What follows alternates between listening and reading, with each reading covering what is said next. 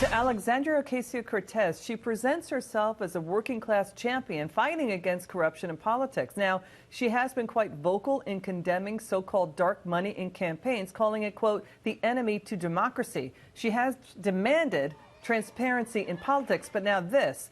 Her campaign embroiled in a deepening crisis tonight, accused of going to great lengths to avoid the sunlight of disclosure by setting up off-the-books shell companies, which took in nearly $900,000 in campaign donations. Those shell companies were run by her chief of staff out of his Greenwich Village apartment. Now, no one really knows how that money was spent. So where did all the money go? With me now is the chair of the National Legal and Policy Center, which filed the FEC complaint about these violations, Peter Flaherty. Okay, great to have you on, Peter.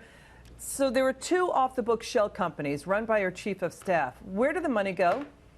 Well, that's what no one knows, and that's why we asked the Federal Election Commission for an investigation.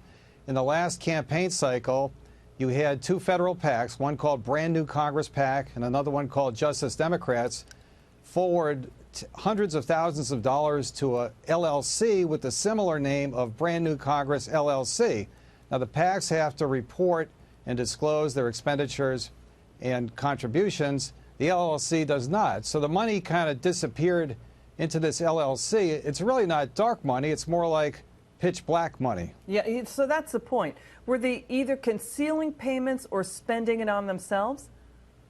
We don't know. We have presented to the FEC evidence of extensive campaign events and spending, door-knocking campaigns, fundraising events, and so forth that were apparently conducted by Brand New Congress LLC.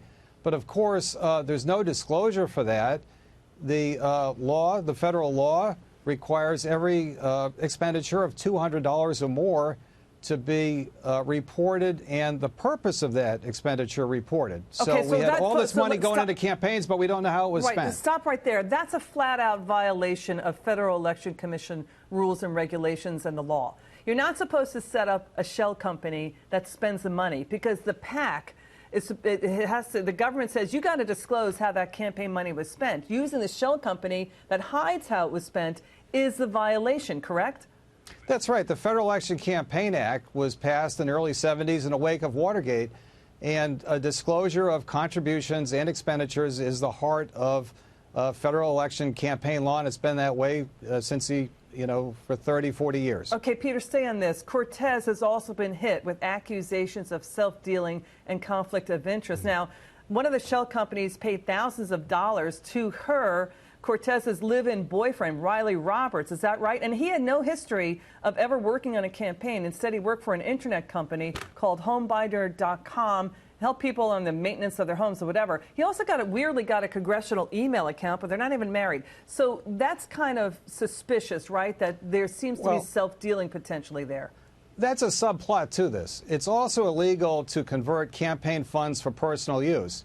And right around the time that Mr. Roberts received some payments from Brand New Congress PAC, Ocasio-Cortez's campaign was forwarding similar amounts of money to Brand New Congress LLC. So there were circular flows of money here, and the appearance is that perhaps Ocasio-Cortez had her boyfriend on the payroll because he was her boyfriend. And that's the thing. Was there any indication that the campaign was going to hire him? Was there an expectation there? And what services did he provide? Because, again, when you have the shell company spending the money, the shell company does not have to report the spending to the government. That is the violation. So were they going to hire the boyfriend? And if so, for what? What were his services?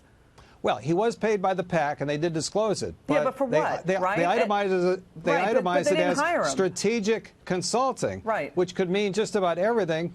And that's the same terminology they use for the massive money flows that went from the federal PACs and from Ocasio-Cortez's campaign to Brand New Congress LLC. It seems to me for them it was just kind of a catch-all term that they thought would pass muster, but it certainly is not. Peter, what stops other campaigns from trying to set up shell companies like Cortez did? Basically going to jail. So are you suggesting she could go to jail here? I mean, Dinesh D'Souza spent time in a halfway home. He was hit with a felony violation for donations to Wendy Long here in New York City. Do you think this is the outcome here? Well, Dinesh D'Souza made a $20,000 contribution that was not done properly, and he got nailed for making donations in the name of another. Campaign law is notoriously lax, but that kind of offense does get prosecuted. And what you have in this case is a huge multiple of anything Dinesh D'Souza was accused of or found guilty of. You're saying it's even bigger than what Dinesh D'Souza did. Is that what you're saying, Peter? Yes, by many multiples. Okay.